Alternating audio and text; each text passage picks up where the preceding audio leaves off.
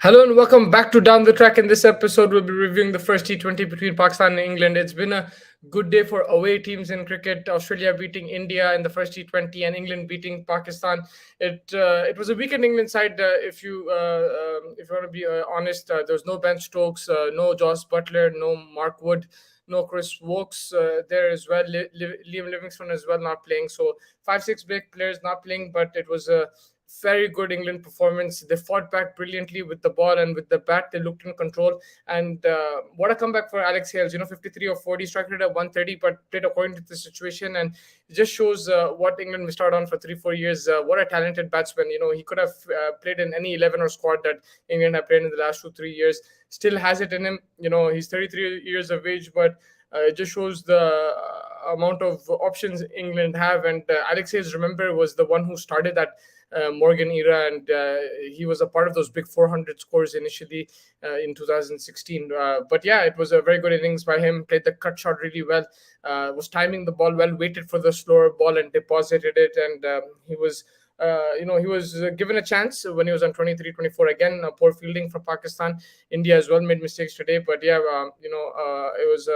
it was easy catch, dropped in the deep, and it was off Usman Khadar's bowling, and unfortunately, it cost Pakistan a few runs. And Alex Hales was brilliant, and even better was Harry Brook, 42 of 25, strike rate of 168, batted really well.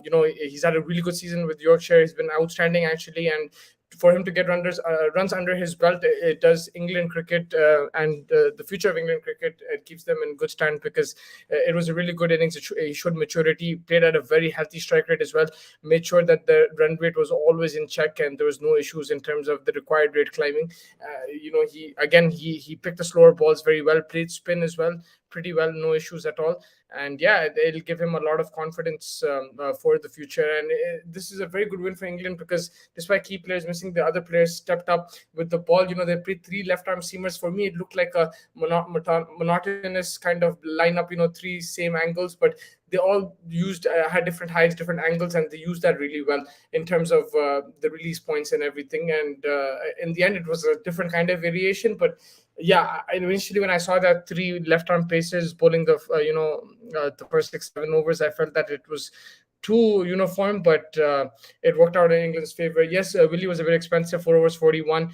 Sam Curran 4 overs 30, not bad, picked up a wicket as well. And Luke Wood was the pick of the bowlers, 4 overs 24 runs, 3 wickets, economy of 6. Brilliant bowling. I felt he mixed it up very well.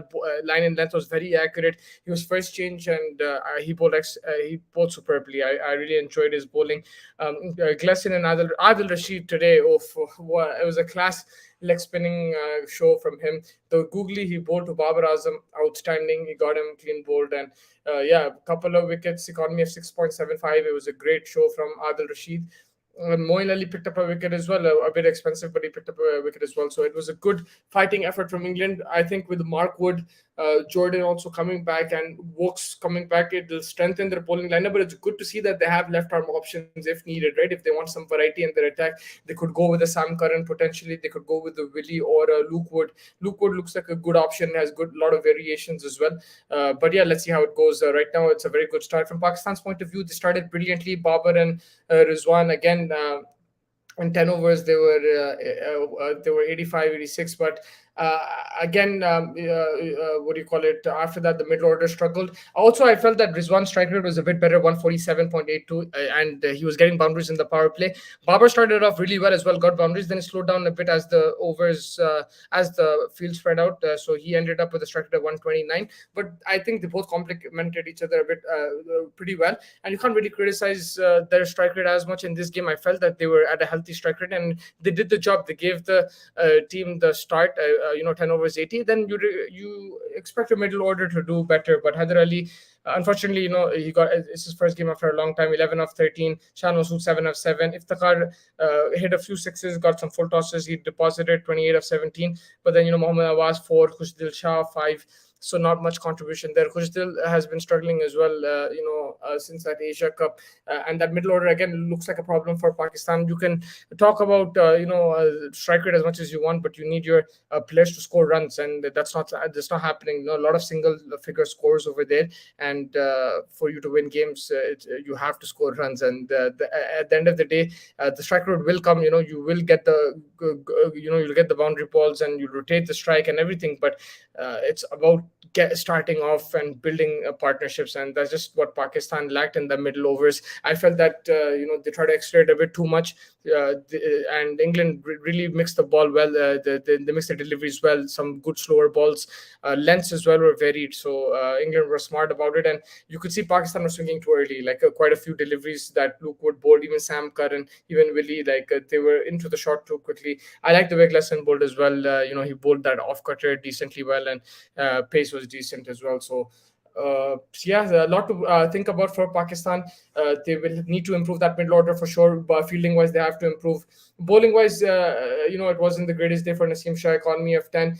Dahani as well, economy of 11. So that's a kind of a reminder that with pace, if the wicket is good, sometimes it becomes easier for the batsmen. So they'll need to have a plan B. They'll have to have some different variations. Maybe try a different length, go block hole in the beginning, try something different, use the short ball as well to good effect. But there is when the wicket is good, when the pitch is good to bat on, sometimes it's good to have pace on. Especially England, Australia enjoy pace on. So that's where these bowlers have to be a bit smart, and they'll learn from that. Nawaz was good, a very good economy rate. Harisa was brilliant as well, picked up a wicket, economy of 5.75. Usman Khader picked up a couple wickets, but unlucky not to pick up a third. He should have got Hales as well. A drop catch. If you take that catch, then maybe he ends up with man of the match. You never know how that would have gone.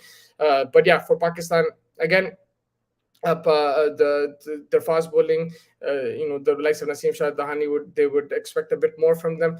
And but at the end of the day, you need more runs also on the board. So the middle order has to step up. They'll have to finish games. Babar Rizwan also will make sure that they have to accelerate when required. But I think today it was the middle order which needs to be blamed rather than the openers. Openers, I felt, did the job. Rizwan actually was striking at a healthy strike rate. It's just that no one was there to finish off the innings for Pakistan.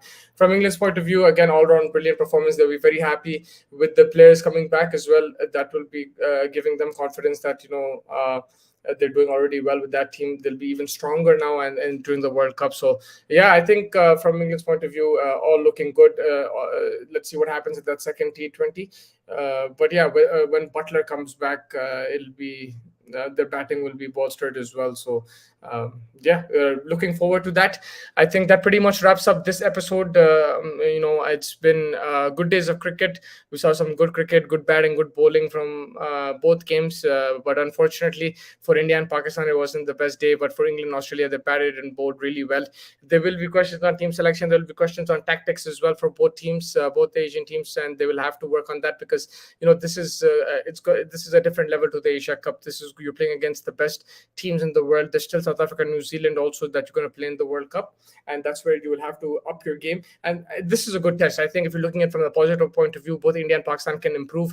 Looking at the way Australia played, looking at the way England played, some free flow cricket, smart as well, not relying on certain players like Bumrah and Shine don't play. It becomes already a setback. Australia didn't have Stark, England didn't have so many players as well, but no Ben Stokes and no Wood and all that, but it didn't make a difference. They still managed to win. So mentally, you need to be strong. And the style of cricket these teams are playing are fearless style and aggressive cricket. So that's something they want to see. And fielding from both teams was much better than India and Pakistan, and that's what these teams will have to learn from. But the positive thing is that this is happening now. It's good preparation for all teams playing in these kind of matches. You're playing against good sides and good quality individuals. But yeah, let's see what happens in the rest of the series. But right now it's England leading 1-0 and going into that second T20, and it was a great performance. Thank you so much for joining me. Make sure you like and subscribe and stay tuned for the latest cricketing content. Thank you so much.